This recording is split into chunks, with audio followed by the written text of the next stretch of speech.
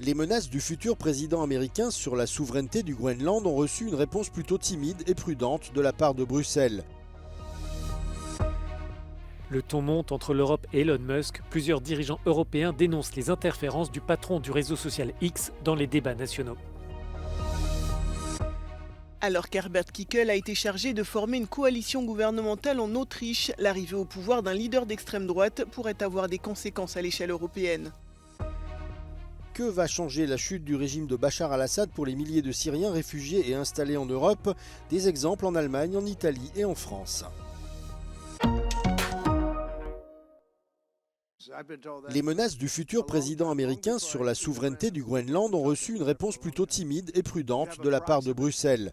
Bien que Donald Trump n'ait pas écarté une intervention militaire pour annexer l'île, qui appartient depuis plus de 2 siècles au Danemark, une porte-parole de la Commission européenne a défini cela comme des choses hypothétiques assez sauvages. Alors y a-t-il vraiment de quoi s'inquiéter, ou tout cela n'est-il qu'une nouvelle facétie dont le président américain est très friand? Many threats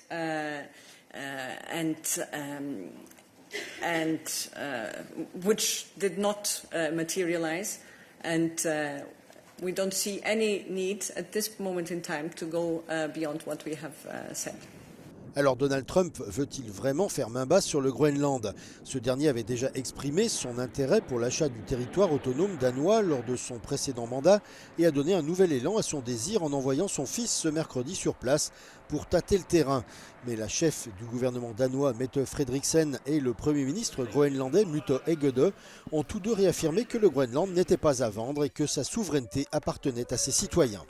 Just as a matter of principle, for us it is clear the sovereignty of states has to be respected. La fonte des glaces de l'Arctique qui ouvre la possibilité d'exploiter les ressources naturelles du Groenland, comme certains minerais, ainsi que l'augmentation des routes maritimes dans la région sont des éléments clés pour comprendre cette fixation de Donald Trump.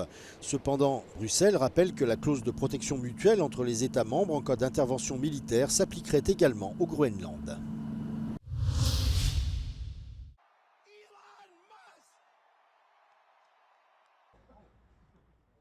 Le torchon brûle entre l'Europe et l'homme le plus riche du monde.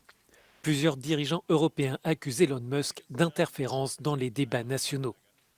Le président français, le chancelier allemand et le premier ministre britannique dénoncent les sorties du milliardaire américain sur son réseau social X.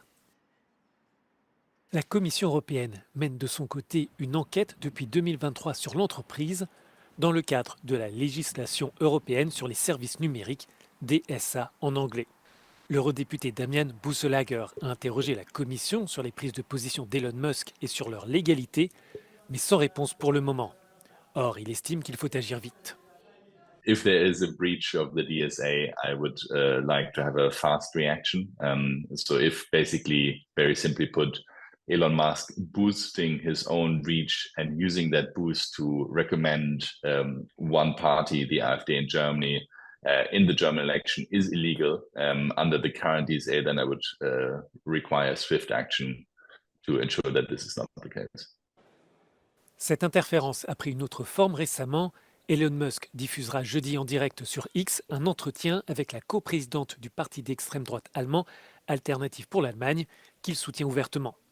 Alors que le pays est en pleine campagne électorale, les autres candidats n'auront pas accès à une telle exposition.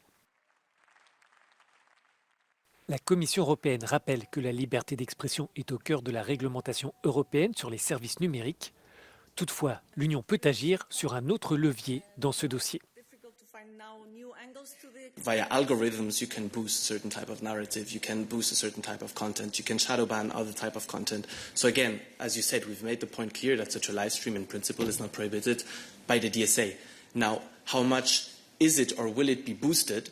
This is what the Commission will be looking at. L'institution précise qu'une rencontre est justement prévue dans un peu plus de 2 semaines entre la Commission, le régulateur allemand et les très grandes plateformes numériques, dont X, dans le but d'empêcher les interférences lors du scrutin en Allemagne.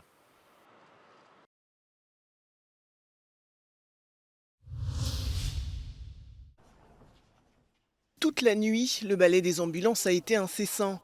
Des frappes israéliennes sur des tentes de déplacés à Khan Younes, dans le sud de la bande de Gaza, ont fait au moins 17 morts mardi soir, principalement des femmes et des enfants. Les victimes ont été transportées à l'hôpital Nasser, l'un des rares établissements de santé encore fonctionnels dans le territoire palestinien. Depuis le début de l'année 2025, les civils ne connaissent pas de répit face à des frappes israéliennes qui s'intensifient. Après plus de 15 mois de guerre, le bilan humain de ce conflit qui semble sans issue ne cesse de s'alourdir. Ce mercredi, les autorités gazaouies ont annoncé qu'au moins 51 personnes ont été tuées en 24 heures, portant à près de 46 000 selon le Hamas, le nombre total de morts dans la bande de Gaza depuis octobre 2023. Les bombardements de l'armée israélienne se poursuivent alors que les pourparlers pour un cessez-le-feu et la libération des otages détenus par le Hamas ont repris il y a quelques jours à Doha au Qatar. Le dernier cycle de négociations s'était achevé en décembre sans succès. C'est le soulagement en Italie quelques heures après la libération de la journaliste Cecilia Salla. Détenue en Iran depuis le 19 décembre dernier, son avion a atterri à Rome en milieu d'après-midi ce mercredi. La chef du gouvernement italien, Giorgia Meloni, a déclaré que sa libération était le fruit d'un travail intensif sur les canaux diplomatiques et de renseignement. Cecilia Salla, journaliste au quotidien Il Figlio, a été arrêtée en Iran quelques jours après son arrivée dans le pays. Les médias iraniens ont déclaré qu'elle avait violé les lois de la République islamique sans véritablement donner d'explication. Mais l'affaire a rapidement pris une tournure politique. Des commentateurs italiens ont émis l'hypothèse que l'Iran l'avait arrêté comme monnaie d'échange pour obtenir la libération de son ingénieur Mohammad Abedini, détenu par l'Italie en vertu d'un mandat d'arrêt américain.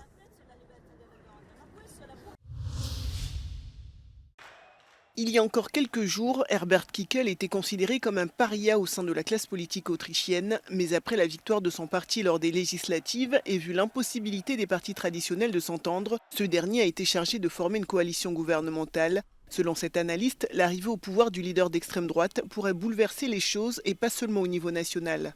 Keine Frage, mit einem Bundeskanzler Kickl kommt es natürlich auch zu einer tendenziellen leichten Machtverschiebung auch innerhalb der Europäischen Union. Le parti d'extrême droite FPO, fondé par d'anciens nazis, n'avait jamais occupé la chancellerie en Autriche. Herbert Kickl défend une ligne dure, anti-Europe, opposée aux médias, aux élites et anti-LGBT. Il défend également un retour à l'homogénéité de l'Autriche et est favorable à la remigration, un projet pour déchoir de leur nationalité et expulser les Autrichiens d'origine extra-européenne. Ich würde mal sagen, braucht einmal einen symbolischen Leuchtturm, ein symbolisches Bild. Das wird sicher in der Migration und Integrationsfrage sein. Muss aber auch signalisieren, dass so etwas wie ein Reformer ist. Das heißt, muss zumindest Akzente setzen, die die Vorgängerregierung nicht gesetzt hat. En Allemagne voisine, pour une partie de la classe politique, l'arrivée au pouvoir d'un possible chancelier d'extrême droite en Autriche est considérée comme un avertissement. Près de 780 migrants sont arrivés aux îles Canaries au cours des 24 dernières heures, ce qui prolonge l'afflux sans précédent enregistré depuis l'année dernière. Les autorités locales ont déclaré que les migrants sont arrivés à bord de 10 bateaux sur les îles de Lanzarote et de El Hierro. Parmi eux, 36 mineurs et 86 femmes d'origine subsaharienne et nord-africaine, selon un message publié sur les réseaux sociaux par l'Agence espagnole de recherche et de sauvetage en mer. En 2024, l'archipel espagnol a connu un véritable pic, avec 43 000 arrivées enregistrées par les autorités. Copropriétaire d'une société de restauration basée à Berlin, Fadi est arrivé en Allemagne en tant que réfugié syrien en 2013. Né à Damas, Fadi se sent chez lui à Berlin et a même été traiteur pour l'ancienne chancelière allemande Angela Merkel. Mais comment s'est déroulé son parcours au cours des 12 dernières années ? Ich liebe Berlin, ich liebe Deutschland, weil wirklich, wir hatten viele mit großen Herzen die ganze Stadt geöffnet. Also sie haben uns unterstützt, um die Sprache zu lernen. Unterstützung mit dem Business anzufangen. Die lokale Gesellschaft war sehr offen. Mit dem Catering, die allererste Unterstützung war von Lokalen. Also wirklich, wir wollen wohl und Teil von der Gesellschaft hier in Berlin, in Deutschland. Comment Fadi voit la récente décision de l'Allemagne de geler les demandes d'asile pour les Syriens ? In Deutschland es gibt die Integrationsprogramm.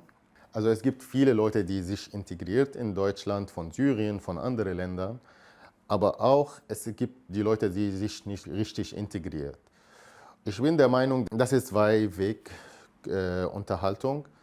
Einmal von der Behörde von hier, dass ein starkes Integrationsprogramm anzubieten für die Flüchtlinge hier, damit sie sich in den Arbeitsmarkt schneller integriert.